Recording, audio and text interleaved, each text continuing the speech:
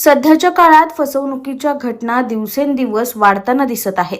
नोकरीचे आमिष, मोठ्या पदाची खोटी ओळख आणि गोड बोलून विश्वास संपादन करण्याच्या माध्यमातून नागरिकांना जाळ्यात ओढण्याचे प्रकार वाढले आहेत. अशाच प्रकारचा एक धक्कादायक प्रकार उल्हासनगरमध्ये समोर आलाय. उल्हासनगरमध्ये स्वतःला सीबीआय अधिकारी म्हणून भासवून नागरिकांची फसवणूक करणाऱ्या एका भामट्याचा विठलवाडी पोलिसांनी पर्दाफाश केला आहे. राजू अशोक पाटेकर असे या आरोपीचे नाव असून तो बनावट ओळखपत्र वापरून लोकांना सीबीआय मध्ये नोकरी लावून देण्याचे आमिष दाखवत होता.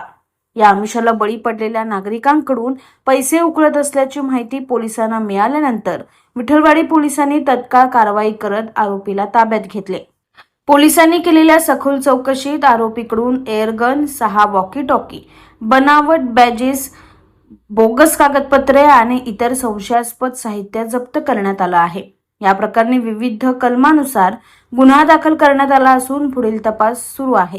विशेष म्हणजे फसवणूक झालेल्या नागरिकांकडून अद्याप अधिकृत तक्रारी समोर आलेल्या नसल्या तरी पोलिसांनी स्वतःहून तपास करत हा प्रकार उघडकीस आणला आहे.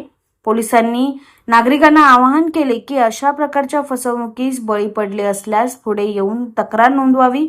एकीकडे बेरोजगारी आणि नोकरीची गरज तर दुसरीकडे अशा भामट्यांकडून दाखवले जाणारे खोटे आमिष यामुळे सामान्य नागरिक सहज फसवणुकीच्या जाळ्यात अडकत आहे. त्यामुळे कोणत्याही व्यक्तीवर विश्वास ठेवण्यापूर्वी त्याची खातरजमा करणे आणि अधिकृत मार्गानेच प्रक्रिया पूर्ण करणे हेच सुरक्षिततेचे खरे सूत्र ठरणार आहे. एक व्यक्ती आहे राजू अशोक पाटेकर म्हणून आरोपीचं नाव आहे. तर तो सीबीआय अधिकारी आहे म्हणून लोकांना सांगायचं आणि सीबीआय मध्ये नोकरी देतो असं सांगून त्याच्याकडून पैसे वगैरे घ्यायचा अशी तक्रार प्राप्त झाली. त्याप्रमाणे त्याच्याकडे पूर्ण व्हेरीफाय केलं, कागदपत्र वगैरे पडताळणी केली आणि त्यानंतर त्याच्यावर आम्ही BNS 318, 319, 340, 336 आणि 204 प्रमाणे गुन्हा दाखल करण्यात आलेला आहे. आणि त्याच्याकडे एअरगन आहे, त्यानंतर 6 वॉकी टॉकीज आणि इतर साहित्य असं टोटल आम्ही साहित्य जप्त केलेलं आहे. त्याला अटक केलेली आहे. तपास चालू आहे. ते तक्रारदाराला कोणी आलेलं नाही.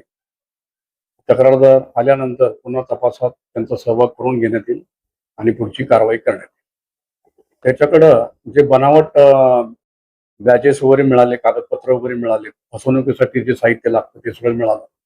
त्याचं पूर्ण शहानिशा केली, पडताळणी केली आणि त्यानंतर मग गुन्हा दाखल.